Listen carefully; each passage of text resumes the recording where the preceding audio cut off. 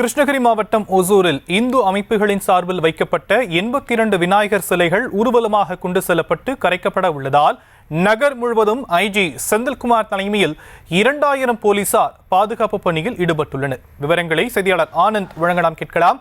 ஆனந்த், சிலைகள் கரைப்பு தொடர்பான மேலும் விவரம்.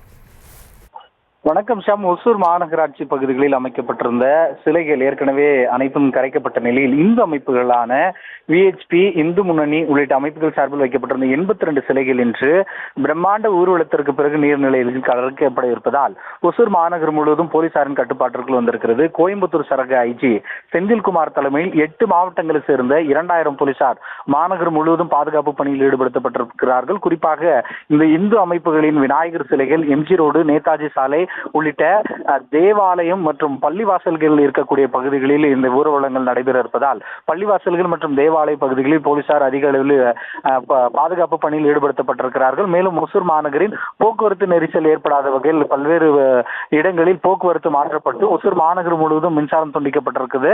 இன்னும் சற்று நேரத்தில் இந்த விநாயகர் சிலைகளின் ஊர்வலம் தொடங்க இருப்பதால் பலத்த பாதுகாப்புக்குள் ஒசூர் மாநகரம் கொண்டு வரப்பட்டிருக்கிறது. முன்னெச்சரிக்கை நடவடிக்கையாக நீர்நிலைகளில் பொதுமக்கள் இறங்காத வகையில் கிரேன் நிறுத்தப்பட்டு கிரேன் மூலியமாகவே தர்கா மற்றும் ராமநாயக்கன் ஏரிகளில் கரைப்பதற்கான ஏற்பாடுகள் செய்யப்பட்டிருக்கிறது. மாநகர் முழுவதும் தற்போது 2000 போலீசாரின் கட்டுப்பாட்டிற்குள் கொண்டு வரப்பட்டிருக்கிறது. ஷாம், விவரங்களுக்கு நன்றி ஆனந்த். செய்திகளை உடனுக்குடனும் துல்லியமாகவும் தெரிந்து கொள்ள சப்ஸ்கிரைப் பண்ணுங்க.